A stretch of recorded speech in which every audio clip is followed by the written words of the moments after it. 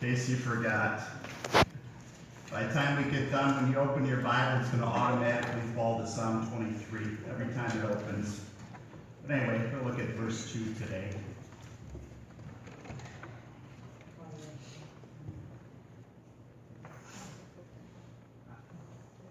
Someone has written a introduction concerning this psalm, and the introduction to the psalm is this: perhaps there is no psalm which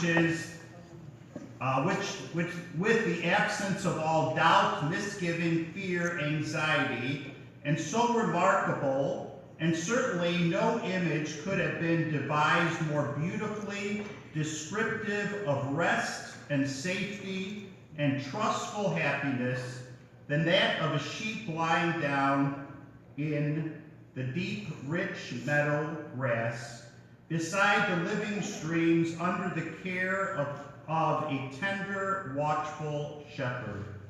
This feeling of confidence is expressed in this psalm in three different ways. The first way that it is expressed, this tranquility, this rest, this peace, is I cannot or I shall not want. Because God is my shepherd, as we looked at last week, it is the God of heaven who is shepherding us. He is the one watching over us. He is the one caring for us. He is the one providing for all of our needs. He is the great shepherd. In the New Testament, Jesus is called the great shepherd of the sheep. Jesus himself described himself as the good shepherd. And the good shepherd gives his life for the sheep. Because he is the shepherd, because he is the God of glory, he is Jehovah, the one who is shepherding us. Jehovah means the self-existent Holy One, the one who keeps his promises, his covenants to the nation of Israel and to us as well. And so behind that name, you can't put much trust in your government, right? The national debt is probably climbing, $32 trillion? And so anyways, that green thing you have in your pocket, it's probably only worth about 20 cents, but anyway. Can we put our faith in anything else but the living and true God? I always use the illustration at funerals concerning time, that we weren't made for time, we're made for eternity. And I use the example of, you live 100 years, imagine living 1,000 or 10,000 or a million, a billion, a trillion years. What is a trillion years? If you spent $1 million since the day of Christ, that's 2,020 years, $1 million a day for 2,020 years, you still would not have spent $1 trillion. It takes almost 2,650 years to spend $1 trillion. Oh, we're only 32 trillion in debt, so.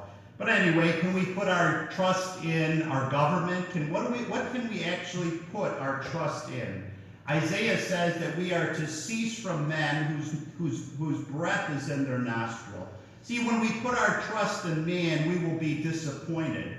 But when we put our trust in the living God, we will never be delusioned, we will never be disappointed, we will never be deceived, because he is real. He is there for us. He will guide us and direct us all the days of our life. So David could say, because the Lord is my shepherd, I shall not want. What is there to want when God is providing for all of your needs? And really, that security comes in confidence as well. And the next thing here is, I will fear no evil. He will take care of me, and there is no need for fear of evil. He says, though I walk through the valley of the shadow of death, I will fear no evil. And then lastly, I will dwell in the house of the Lord forever. To have that confidence that we leave this world only to close our eyes to death, to open our eyes in the very presence of God, is not an assurance and confidence that everyone in this world has. A very small group of people have that confidence, those that have put their faith and trust in Christ and his salvation. And to leave this world, we leave it with rest as well, knowing that when we breathe our last, we close our eyes in death, we open our eyes immediately in the the presence of God, really all of those things provide for us the rest that we need in life. I shall not want, he says. I will fear no evil, and I will dwell in the house of the Lord forever. Here we have the soul that has found perfect rest in God. Really, that is what this psalm speaks of. It is a soul that has found a security, a perfect rest in God. There could be no gift greater than the gift of rest and peace. And that is exactly what God provides for us. Something that we could never purchase, something that nobody else could give us, perfect rest and peace. The soul finds rest when it finds God. Apart from God, there is no true rest for the soul. I mean, apart from God, before salvation, was your life at perfect peace and rest? Well, there's times in our life where there's unrest, there's lack of peace, but ultimately, when we come into a relationship with God, one of the things that we receive is that perfect rest. There's an inner rest we find within the depths of our soul. People spend a lifetime trying to find tranquility for the soul, yet the soul finds it not. Though they seek it, trying to fill that emptiness within. Maybe it's found in riches, or fame, or education, or status. Maybe it's found in relationship or climbing the corporate ladder. Maybe we can find rest in travel. Hey, that's, get on some beach in the Bahamas or Florida. You might not want to go there. John says there's probably a hurricane there, so maybe that's not the place to go for your rest this weekend. But I mean, the only problem with going to some place of travel, people go for rest and relaxation. The problem is who you're taking with you. And it's not your wife. It's yourself. And see, you could go to the best places in the world. And yet if you're not at peace with yourself and peace with God, you will not find peace on sitting on some beach in the Bahamas. It's just not there. Until you find inner rest and peace, and that can only be found in a relationship, a restored relationship with God, really there is no peace or rest. You could be sitting at the best places, the theater, the best places to eat, the best places for vacations, and yet still be a miserable person because apart from God, there is no true rest for the soul. When do we find rest? If you're a believer, you know that you've entered into that rest. He talks about that rest in Hebrews chapter, I believe it's 3, that there is a rest for the people of God. That they have ceased from their own ways, their own works, and have found rest. Rest from their labor, rest from all the activities of life. Yet we go through the activities of life, there's still labor. And yet there is an inner peace and rest that the world cannot give. Nobody can buy it, nobody can purchase it. Only God is the one who gives us rest. And so we look for that rest. We may look for a rest in travel. Maybe it's a new motor home. You got $200,000. Or maybe a motorcycle. A good Harley will give you rest, right? As your few hairs are still blowing in the wind. Or you blow off some more off your head. How about that new car? It'd be nice having a front porch. I mean Porsche in my driveway, right? That's not going to give you rest. How about the new home? Maybe it's found in a new home. Maybe it's found in the company of Jack. You know Jack, don't you? Does everybody know Jack? Last name is Daniels. Or maybe another friend you could invite over for a little afternoon picnic, Seagram's, right? Or maybe you could get some a good Rocky Mountain beer, like Coors, and sit in your backyard and just chill, trying to erase all the bad stuff out of your life. Or maybe it's in substance abuse, That's where people go. I mean, really, think about it. People go there every day to find relief from their problems, okay? They don't go to Jesus. They don't go to the source. They don't go to God.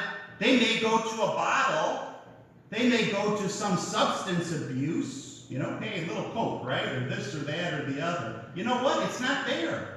Believe me, it is not there, because when you come out of that high, your problems are still waiting for you. Only the next morning you might be a little sicker and a little more upset, and things might go a little worse, okay? Like the guy I met in the Menards parking lot that was from a designer from Italy. I mean, you spent the night at the casino, and guess what? When you spend the night at the casino, you might be walking out with no money. Well, that's life, okay? It's not there. It's not in any of those things in life. The only place we can find true rest, and you know it if you're a believer, true rest and peace can only be found in a restored relationship with God. You can search the world over. You can turn over every rock looking for it. You could go to the highest mountains or the depths of the sea or wherever you might go. But there's one thing that you will never find apart from God. You will not find peace or rest. It doesn't go together. We're wired in such a way that God only is the one that can give us peace.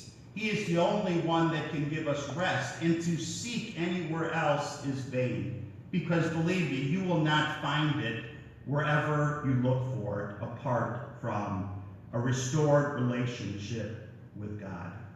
The soul finds no rest until it finds God. Matthew chapter 6, verse 34 records these words, "And Jesus, when he had come out, saw much people, and was moved with compassion towards them, because they were as sheep not having a shepherd. And he began to teach them many things." What he did is he saw humanity. He saw that they were wandering about without a purpose, without a plan, without clear direction in life. And Jesus saw beyond the outward shell of 9 to 5 and Monday through Friday. He saw the heart. And he saw what was lacking in that heart was a relationship with God. And all of these people wandered about as sheep having no shepherd. The psalmist in Psalm 100 says that we are the sheep of his pasture. We are a part of his pasture until you come back into the fold under God's watchful care. You will not find peace and rest in this world. All will be a delusion, all will be unreal apart from a restored relationship with God.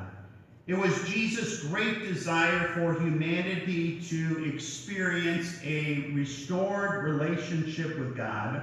Only in that relationship can man experience fullness of life and true satisfaction and true inner rest. Jesus said in Matthew chapter 28, 11:28 through 30, he said, "Come unto me, all ye that labor and are heavy laden, and I will give you rest. Take my yoke upon you and learn of me, for I am meek and lowly in heart, and ye shall find rest unto your souls. For my yoke is easy and my burden is light." Jesus gave a clear invitation one day as he saw humanity wandering about, as he gave a message to those that heard him that day. He said, "Come unto me, all ye that are laboring and are heavy laden." The laboring has the idea of an ox that is pulling a yoke, and at the very same time a burden is placed upon its back.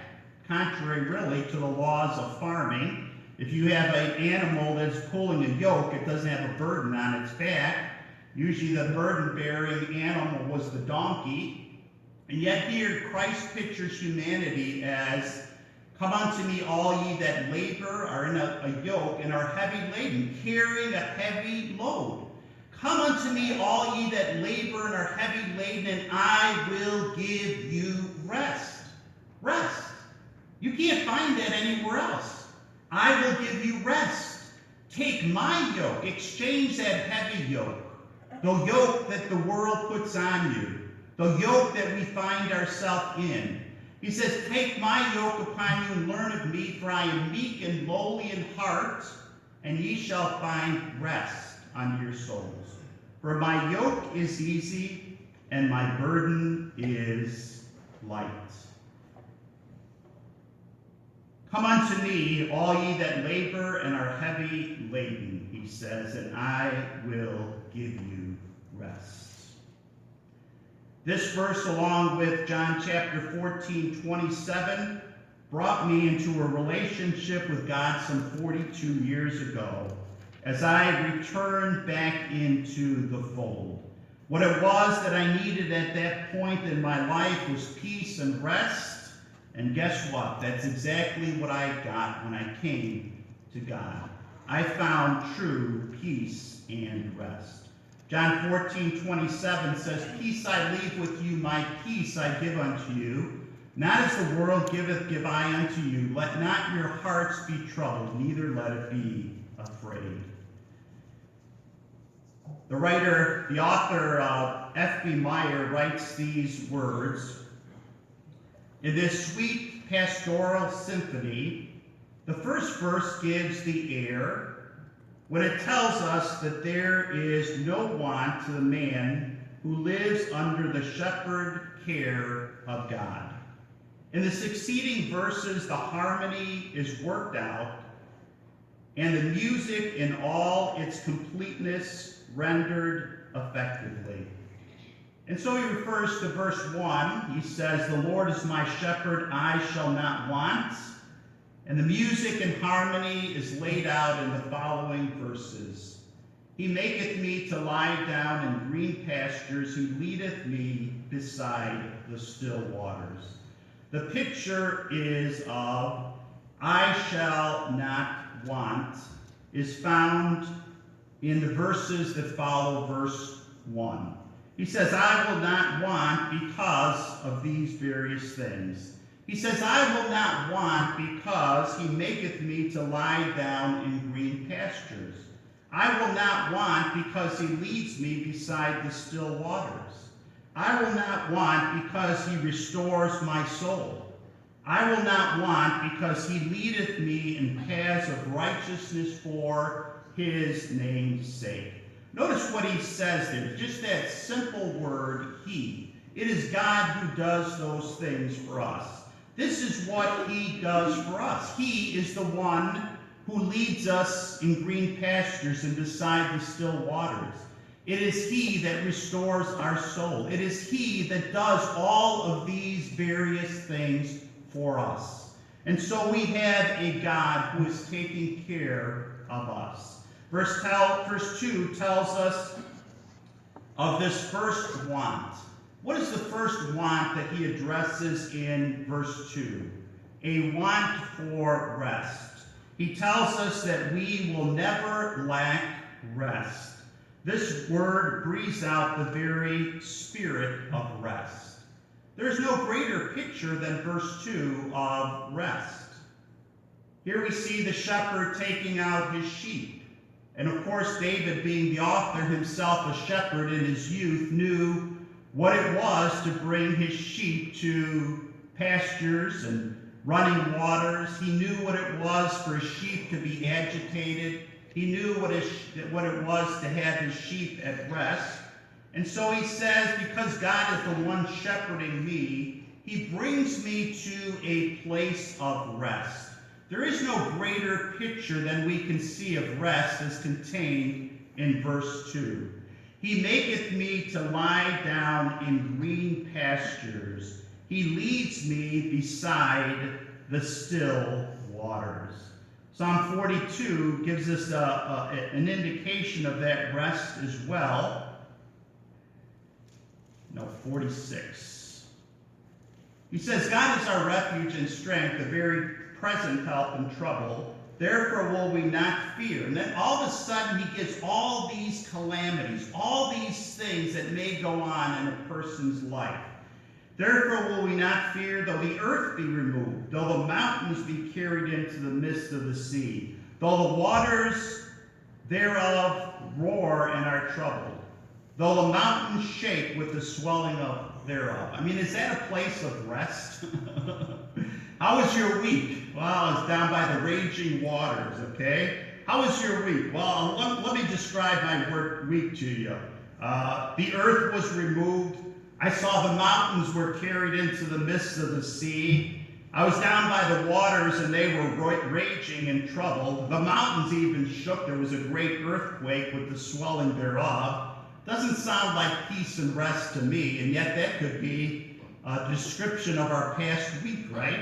The turmoils that we may go through in life. And yet, in the calamity, in the difficulty, can there be rest? The psalmist finds rest in calamity. Look what he says as he goes on in verse 4. There is a river. The streams whereof shall make glad the city of God, the holy place of the tabernacle of the Most High. God is in the midst of her, she shall not be moved. God shall help her, and that right early. The heathen raged, the kingdoms were moved. He uttered his voice, the earth melted. The Lord of hosts is with us. The God of Jacob is our refuge. Hey, that's a place of rest. A place of rest in the difficulties of life. There is a river. The streams whereof shall make glad the city of God. Sounds like a calm place of peace and rest. I mean, one of the challenging parts that we must all face, there's things that rock our life every day, right? There's calamities, there's this, that, the other, that person at work, this person, this situation, that circumstance. And all those things in life cause us, what do they cause us to do? To be at unrest, right? You get the bill in the mail, right? It's the Cook County taxes. So nowadays, you used to be able to stand up and open them. But the problem is when you stand up and open them and you look at the bill, you usually fall over, okay? So the best way to open your Cook County taxes is what? Sit down, sit down. It's not as far down to the ground, right? And so you open these, and you go, how am I going to do this? Or how am I going to do this? Or the car breaks down, I have this need, or that need, or this circumstance. And guess what? All those things in life, you know what they do? They bring unrest to the soul. I mean, you know what it is to be unrest? You know what it is to be at rest and peace, and all of a sudden something comes in to agitate your soul, and to get that back over here and line it back up with rest? Hey, that's a challenge sometimes, right? That agitation sometimes goes on and on. It's like the stirring of a pot, you know? And then you see the person, and then you become even more agitated, right? It's all right to have him in your memory, but to see him face to face, that could be a little more agitating. Oh, he's the guy sitting next to you going to Florida on a trip. How did that happen? I thought I was leaving my neighbor. He's on the same flight as I am. He's sitting next to me on the seat. Well, guess what? That's how life is, right? I mean, come on. If we live according to the situations that we face in life, we would never be at rest. We would never have peace in our life. But we need to keep bringing our soul back to the place of rest.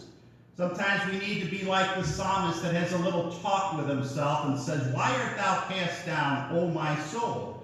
I mean, who do you think he was talking to that day? He was talking to himself. He sat himself down. He says, you know what? He says, why are you cast down, O my soul? Got a little pep talk for himself. A one-man rally, right? Why art thou cast down, O my soul? Why art thou disquieted within me? Hope thou in God. For I shall yet praise him, who is the health of my countenance and my God. And so the challenging thing is to keep bringing yourself back to a place of rest. Good verse for that is Philippians, I think it's chapter 4. He says, be anxious for nothing, but everything by prayer and supplication with thanksgiving, let your requests be made known unto God. And the peace of God, which passes understanding, will guard your heart and your mind. Philippians 4, 6, and 7. Hey, every time there's something that disturbs your peace and rest, what do? You call someone, and you rehearse the story.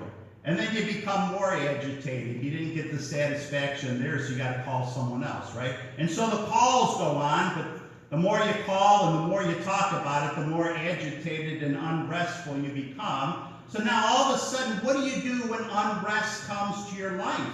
Philippians says, be anxious for what? Nothing. Absolutely nothing. What is touching your life today? He says, be anxious for nothing, but by everything, by prayer and supplication, with thanksgiving, let your requests be made known unto God. So you're transferring this difficulty. What are you doing with it? Carrying it? No, you're transferring the load to God. Casting all your care upon him, for he cares for you. The idea is you are rolling your burden onto God. Jesus said, come and I'll give you rest. Take my yoke. Exchange your heavy yoke for my yoke, and I will give you rest. And so there's a transferring of those things to God himself. In this verse, we see the verse breathes out the very spirit of rest. In a more literal rendering of the word, it may be rendered like this. He maketh me to lie down in pastures of tender green. He leadeth me beside the waters of... You got to fill in the last word. The waters of... What's the sermon about today? Rest. He leads me beside the waters of rest. If you didn't get that today, you got to stay extra hour. Got to stay after school. You're in detention, okay? Anyway, you can almost picture it in your mind's eye. There the shepherd surrounded by his sheep, all as quiet as the sheep feed in the lush green grass along the still waters. And really, as we look at that, there is almost a taste of heaven, really, in peace and rest. They find security in the shepherd's care and by his presence among them. How do we find security? How do we find this rest? Is it found in the fact that God is our shepherd? He is the one shepherding us. Isn't it found in the fact that that security comes from his care in our life? Not only his care, but his presence. I mean, what calms the sheep down? I mean, if the shepherd's not there, they're going to be a little agitated. But as soon as the shepherd is there, they are assured and confident that he is taking care of them. Not only his care, as they're reminded the shepherd is among them, but his presence as well. His very presence stills their fears. And it provides peace and rest for the sheep. On its banks, the pasture is almost green, carpeted with springs of 1,000 flowers. The very air is cooled by its refreshing presence, and the ear is calmed by the music of the waters. No drought can come where the rivers flow, and the flocks satisfied as they eat the tender grass, lie down, satisfied at rest. That picture in verse 2 gives us a picture of rest. He maketh me to lie down. To lie down. I mean, there's one thing you can't do. And I'm not talking about, okay, it's 10 o'clock, I'm going to bed now, and I'm going to sleep, right? Some people could sleep through a tornado, right? We have 2 dogs. One dog, nothing bothers her. I mean, you could take her fireworks, you could take her to, there's thunder, lightning outside, whatever, as loud as could be. No one rests there. The other one, everything agitates him. As soon as he hears a little rumbling, man, he's following you. He's following you right around at your heel. And if it's nighttime, you are not going to bed without him. He is not going to leave you alone. He's scratching on the door. He wants in. He wants an escape. He is frightened. He is afraid. Well, as soon as the presence of the shepherd is there, guess what? It calms the fear of an individual. And so really, we could lay down and be at rest, right? We could sleep like a rock. But yet, when there's something disturbing our soul, there is no rest. Until an issue is resolved in our hearts and minds, guess what? it leaves us at a place of unrest. I mean, we've all been there, right? We know what it is to have a soul that is agitated, upset, and being at unrest. And really, there is no greater picture than verse 2, where he says, he maketh me to lie down in green pastures. He leads me beside the still waters. What a perfect picture of the rest that God gives us. There are three things which the sheep need to be at rest. The first is a consciousness of safety. A sheep to be at rest must have a consciousness of safety. The growl of the lion, the bark of the dog, the presence of a bear will rob the sheep of rest. We are safe in the Master's care. He is watching over us both day and night, watching us to protect us from all predators. Peter said, be sober, be vigilant, because your adversary, the devil, is a roaring lion, walketh about, seeking whom he may devour. As he was with Christ in his temptation, so he is with us as well. Psalm 121 says these words, the Lord is my keeper. He is the one watching over me. Just as the psalmist David writes here, the Lord is my shepherd. In Psalm 27, he says, the Lord is my light and my salvation. In Psalm 121, he says, the Lord is thy keeper. He will not suffer thy foot to be moved. He that keepeth thee will not slumber. Behold, he that keepeth Israel shall neither slumber nor sleep. The Lord is thy keeper. The Lord is thy shade upon thy right hand. The sun shall not smite thee by day, nor the moon by night. The Lord shall preserve thee from all evil. He shall preserve thy soul. The Lord shall preserve thy going out and thy coming in from this time forth, even forevermore. Psalm 121 tells us that God is our keeper. He says in verse 1, I will lift up mine eyes into the hills, from whence cometh my help. My help cometh from the Lord that has made heaven and earth. Because he has made heaven and earth, the psalmist goes on, and he says that God is his keeper. He is the one that is watching over him. So the first thing we need to be at rest is a consciousness of safety. And God is providing that safety for us. Next is a sufficiency of food. David said, I am young and now I'm old, yet have not seen the righteous forsaken, nor his seed begging bread. He provides for our daily bread along with our spiritual food as